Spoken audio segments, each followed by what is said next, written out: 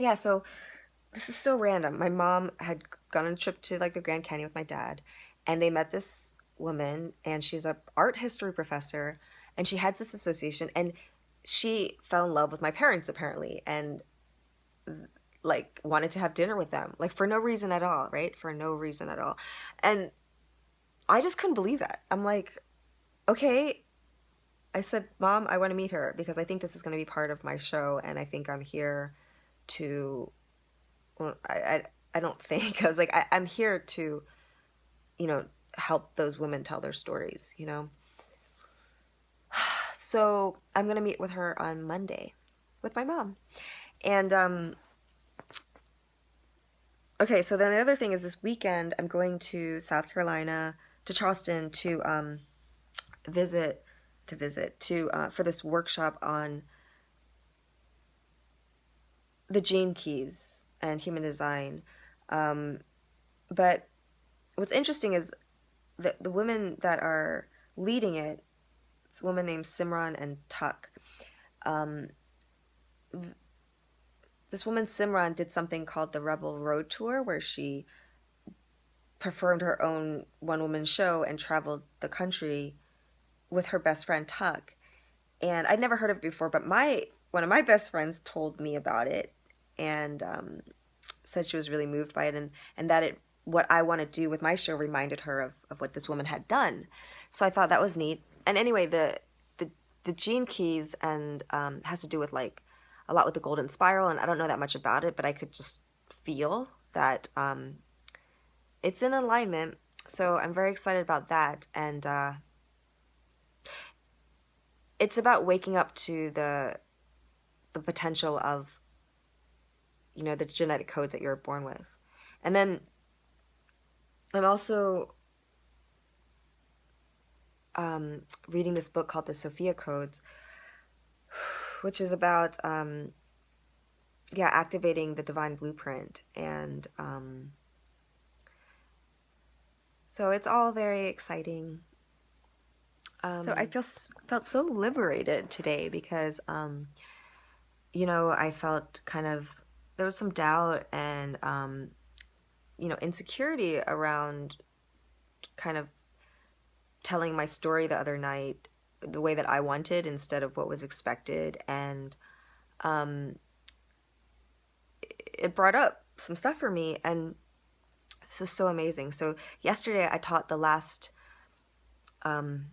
I taught a 6-week course called The Rebirth of the Golden Queen, where it's about stepping into your greater story. And I did a bonus call for the class last night, where the students had a chance to share and be witnessed in kind of the actual story that they created that represents their greater story. And one of my students had her story was based around the idea of stones, and the stones represented the ways that different families and different ancestral lines kind of represented themselves. And it was very profound, and a beautiful story, and reflection of what she's bringing in the world. And then after that, I was thinking of a song that Jaia, another spiritual teacher, sang, and it's called "The Stones Are Still Standing." And one of the lines is, the stones are still standing. They're a miracle of grace. They can't be rearranged or put in a case. And how right would it be to let that still stone in me not be moved, and but be firmly rooted. And it just felt like such a reminder of like, if I know something is true for me, then to stay in that space, like come what may. In fact, the more resistance there is to it, it just seems like the more evidence that it's necessary. Like if I weren't saying anything that was going to um, have an effect, like it's meant to trigger people. It's meant, if everyone were already awake, then there would be no reason for the work that I do. So, like when someone's asleep and you wake them up and they want to stay asleep, they're not going to be happy. A lot of people aren't happy, but that doesn't mean you don't wake them up. And so that was like just a really good reminder for me. And then later, a friend of mine was, you know, just asking me about the performance, and I just realized, I and there was a part of me that wanted to kind of explain it and be understood, and I wanted to kind of share what my motivation was. And then I just thought, no, this is the same energy. It's like this feeling or this need that like people need to get it. And it's like people don't. I really, really don't need people to get it. I just and and to realize that and to recognize like that's not my job. My job is not to make sure that people understand me. It just freed up so much space in me. Like the idea of being, undefended. Because really what the energy of like explaining something or, wanting to be seen, understood is really like I want you to see me a certain way.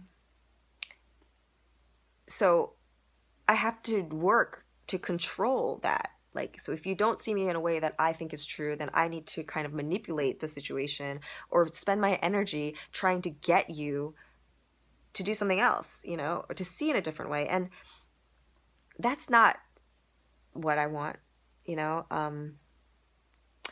Yes, I know I'm here to kind of like wake people up, but I'm not doing it like as an agenda. It's like I'm not doing it on purpose. Like I'm just doing what wakes me up, what makes me feel alive. And I just trust that that's what helps the world. It's not like I'm going in thinking, oh, what am I going to say that's going to wake people up, So yeah, that felt really good. And I think I'm just really excited to stand more and more in like, yeah, just saving all my energy for what feels good to me and what wants to be said instead of trying to um, make sure other people feel good about what I'm doing. Okay, so another thing that I forgot was, so I was telling you about how Saryan said, it was like in that 5 minutes, he kind of brought a completely new vibration to North Korea that changed the world. Like it was done in that moment, and people could feel it. And I know that kind of thing is possible, right? That's what happens anytime there's any big social change. It happens from, one person or a group of people being able to hold a vibration and kind of almost stop time and create a new reality. So, I was talking to my friend about this, and she said, well, yeah, this is just like your 6 minutes, because I kept talking about, this 6 minute story.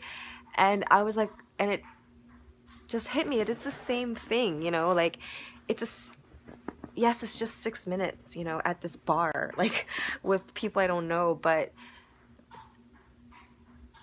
if I'm using it to say something that's true, then who knows what is really happening there, Like, again, I'm not trying to make some like world movement, but I am definitely here to serve in the biggest way I can.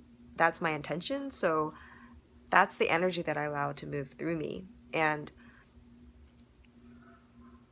when I got home that night after that performance and I felt kind of like defeated or doubtful, one of the messages I got was Eve came in, and I don't know if this is like Eve, my higher self Eve, or maybe like the archetype of the original Eve. I think they're one and the same, honestly. And she said, you planted a seed.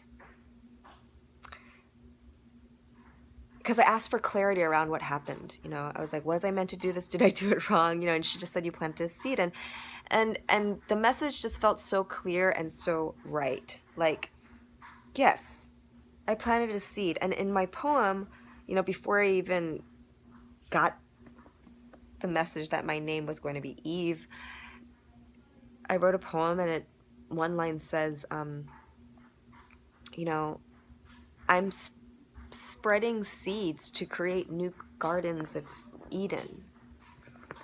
And yes, so I can trust that happened, and that's totally enough.